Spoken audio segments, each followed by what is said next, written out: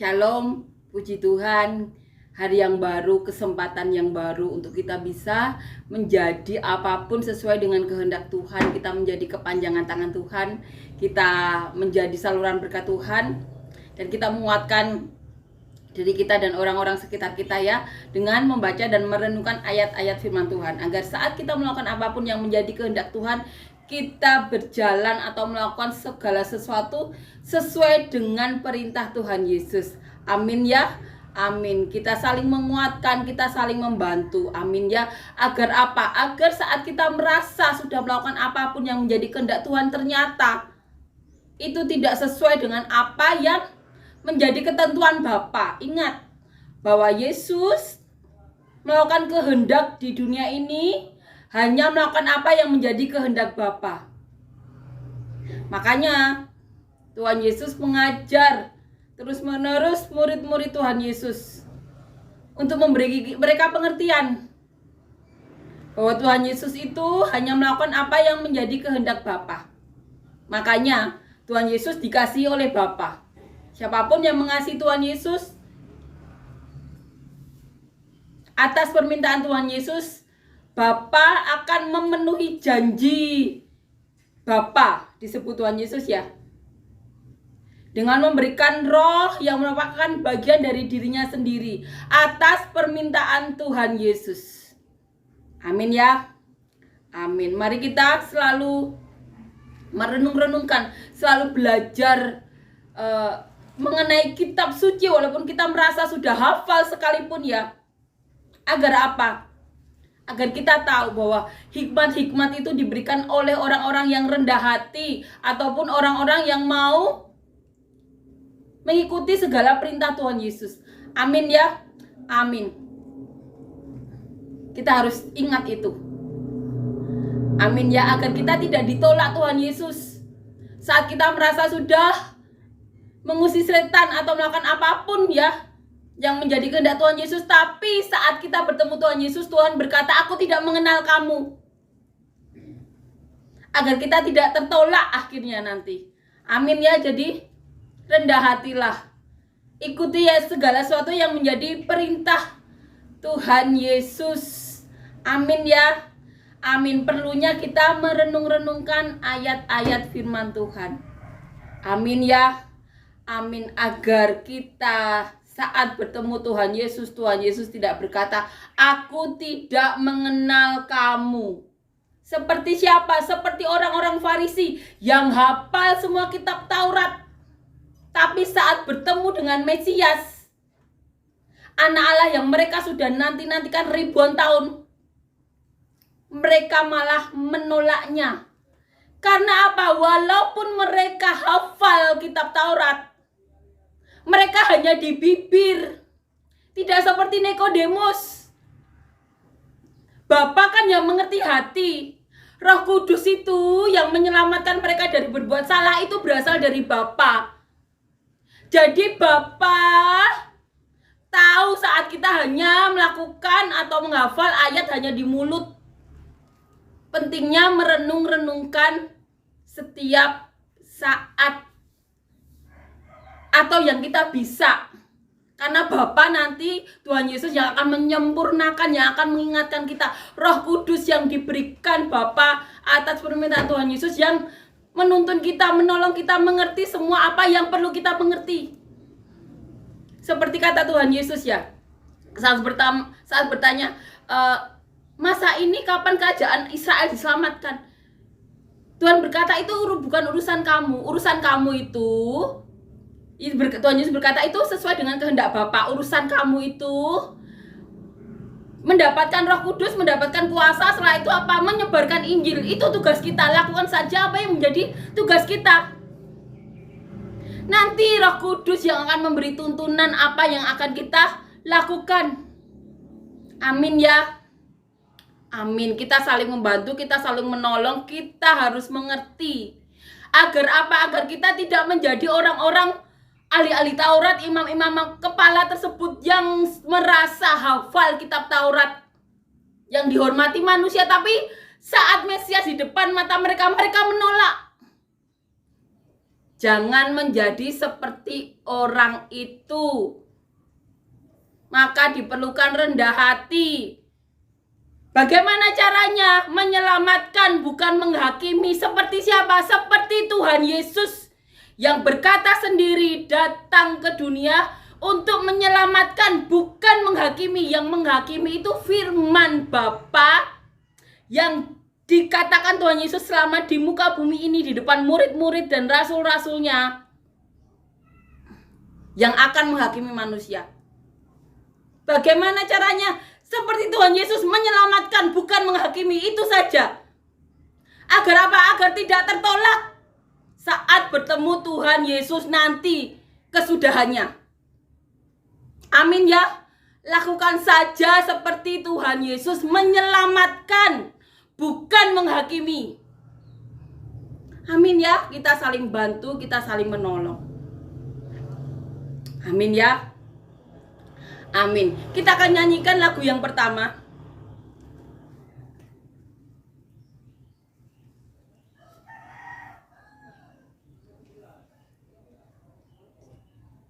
Yesus, Kau telah memulai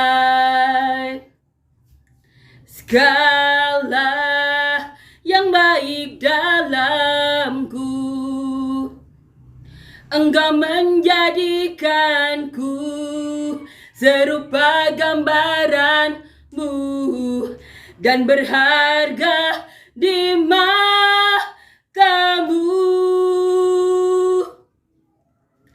Yesus, Kau telah memulai karya yang mulia dalamku.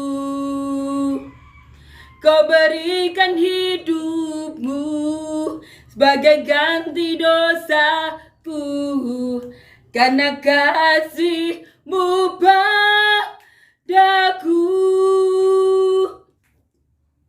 Sekarang ku memuji-Mu, Allah yang setia, yang tak pernah meninggalkan perbuatan tangan-Mu. Sekarang ku menyembah-Mu, Allah yang mulia, sempurnakan segenap hidupku agar indah bagimu. Amin ya. Amin, puji Tuhan. Amin. Kita akan membaca dan merenungkan ayat firman Tuhan di Kisah Para Rasul ya. Ayat 12 sampai 14. Judul perikopnya Rasul-rasul menanti-nanti. Maka kembalilah rasul-rasul itu ke Yerusalem dari bukit yang disebut Bukit Zaitun, yang hanya seperjalanan sabat jauhnya dari Yerusalem. Setelah mereka tiba di kota, naiklah mereka ke ruang atas, tempat mereka menumpang. Mereka itu ialah Petrus dan Yohanes, Yakobus dan Andreas, Filipus dan Thomas, Bartolomeus dan Matius, Yakobus bin Alfeus, dan Simon orang Selot, dan Yudas bin Yakubus. Mereka semua bertekun dengan sehati dalam doa bersama-sama dengan beberapa perempuan serta Maria ibu Yesus dan dengan saudara-saudara Yesus. Amin. Rasul-rasul menanti-nanti. Setelah mereka melihat peristiwa yang luar biasa, peristiwa Tuhan Yesus naik ke surga, di mana saat Tuhan Yesus sampai di awan-awan dan awan-awan menutupnya, mereka masih memandang ke atas. Malaikat datang menemui mereka dan berkata, "Hai orang-orang Galilea, mengapakah kamu berdiri melihat ke langit? Yesus ini yang terangkat ke surga meninggalkan kamu akan datang kembali dengan cara yang sama seperti kamu melihat dia naik ke surga." Di ayat 11 ya, dikatakan seperti itu. Malaikat menemui mereka dan berkata seperti itu, memberitahukan janji yang menguatkan mereka bahwa Tuhan Yesus akan datang ke dunia. Sama seperti saat Tuhan Yesus naik ke surga, itu juga yang menguatkan kita, memberikan kita petunjuk saat setiap orang atau ada sesuatu yang berkata ini Tuhan Yesus, itu Tuhan Yesus. Kita tahu Tuhan Yesus hanya datang ke dunia saat dari awan-awan, dari langit turun ke bumi. Hanya seperti itu, seperti kata malaikat. Nah, rasul-rasul menanti-nanti karena perkataan Tuhan Yesus ditulis di ayat 4-5 ya. Pada suatu hari ketika Tuhan Yesus makan bersama-sama dengan mereka, murid-murid Tuhan Yesus dan rasul-rasul, ia melarang mereka meninggalkan Yerusalem dan menyuruh mereka tinggal di situ menantikan janji Bapa. Ingat, menantikan janji Bapa, yaitu roh kebenaran, roh sukacita, roh kudus itu sendiri yang merupakan bagian dari Bapa, roh yang keluar dari tubuh Bapa sendiri. Yang demikian katanya, telah kau dengar daripadaku, sebab Yohanes membaptis dengan air, tetapi tidak lama lagi kamu akan dibaptis dengan Roh Kudus. Jadi kita tahu ya kenapa rasul-rasul menanti-nanti, karena mereka tidak diizinkan Tuhan Yesus keluar dari Yerusalem sebelum mereka menerima janji dari Bapa. Apa janji dari Bapa? Roh Kudus. Bukan hanya roh biasa, tapi roh yang keluar dari diri Bapa sendiri. Makanya saat ada Roh Kudus, Bapa itu tinggal di dalam orang tersebut. Saat kita ada Roh Kudus, Bapa itu ada tinggal dalam diri kita sendiri. Karena apa? Roh itu keluar dari diri Bapa sendiri, dicurahkan ke atas orang yang Tuhan Yesus minta untuk dicurahi Roh Kudus. Makanya murid-murid Tuhan Yesus tidak boleh keluar dari Yerusalem. Yang tidak memperbolehkan Tuhan Yesus, karena mereka perlu Roh Kudus. Karena apa? Setiap perkataan mereka atau apa yang mereka lakukan pasti sesuai dengan apa yang dikehendaki Bapa. Karena apa? Ada Roh Kudus di situ. Roh yang keluar dari diri Bapa sendiri. Makanya rasul-rasul menanti-nanti. Kita akan renungkan dari ayat di awal ya. Maka kembalilah rasul-rasul itu ke Yerusalem dari bukit yang disebut Bukit Zaitun, yang hanya seperjalanan Sabat jauhnya dari Yerusalem. Ini ya, jadi mereka dari Bukit Zaitun kembali ke Yerusalem seperjalanan Sabat jauhnya. Setelah mereka tiba di kota, naiklah mereka ke ruang atas tempat mereka menumpang. Jadi mereka naik bersama-sama di sebuah ruangan ya. Mereka itu ialah Petrus dan Yohanes, Yakobus dan Andreas, Filipus dan Thomas, Bartolomeus dan Matius, Yakobus bin Alfeus dan Simon orang Selot, dan Yudas bin Yakobus. Di sini dikatakan di ayat 14, mereka semua bertekun dengan sehati. Jadi mereka saat menanti-nantikan janji Bapa itu, yaitu Roh Kudus, Roh kebenaran, Roh sukacita, mereka bertekun sehati dalam doa bersama-sama dengan beberapa perempuan serta Maria, Ibu Yesus, dan dengan saudara-saudara Yesus. Amin ya, ini benar-benar menguatkan kita, memberi kita penguatan, benar-benar penguatan. Seperti murid-murid Tuhan Yesus yang telah dijanjikan janji Bapa, yaitu Roh Kudus. Janji itu juga ada di diri kita. Kita perlu itu untuk hidup di dunia ini. Kita perlu bimbingan Roh Kudus. Karena apa? Karena kita juga perlu untuk menunaikan tugas seperti murid-murid Tuhan Yesus, yaitu memberitakan Injil, menyelamatkan banyak jiwa. Kita perlu itu. Dan salah satunya cara dengan bertekun, berdoa bersama-sama. Amin ya. bersama-sama dengan orang-orang yang seperti Tuhan Yesus, yang menyelamatkan, bukan menghakimi, yang rindu untuk menyelamatkan jiwa, yang sadar seperti Tuhan Yesus yang merupakan rahmat dan belas kasihan itu sendiri. Kiranya kita sebagai manusia juga menyontoh ya, kita mempunyai belas kasihan. Kita tahu rahmat itu sudah kita terima dan kita rindu untuk memberikan juga kepada orang-orang yang membutuhkan, yang butuh diselamatkan. Karena apa? Karena untuk menyelamatkan umat manusia, Bapa sendiri itu sampai memberikan bagian dirinya, yaitu Tuhan Yesus Mesias, anak Allah, memberikan bagian dari dirinya sendiri untuk menyelamatkan. Makanya disebut rahmat dan belas kasihan. Seperti itu. Amin ya.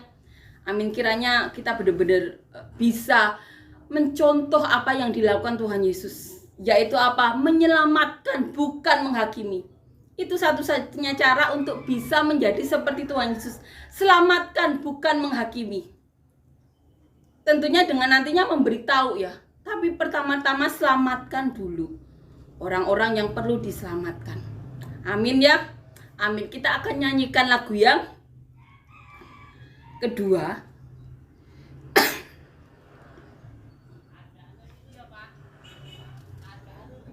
Yesus, kau kebenaran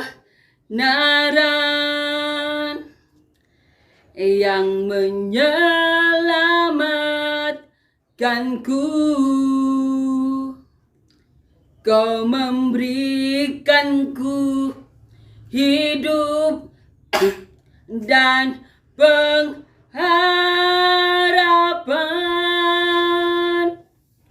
Ku ikut kehendakmu, ku perlu anugerahmu. Ku nyatakan janjiku kepadamu.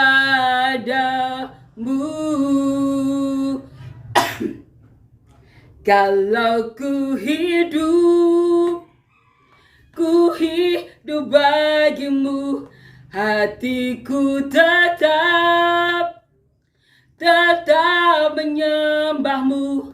Dunia tak bisa menjauhkanku dari kasih-Mu. Selama ku hidup bagimu, mataku tetap memandangmu. Dunia tak bisa menjauhkanku dari kasih-Mu. Amin ya, puji Tuhan, amin.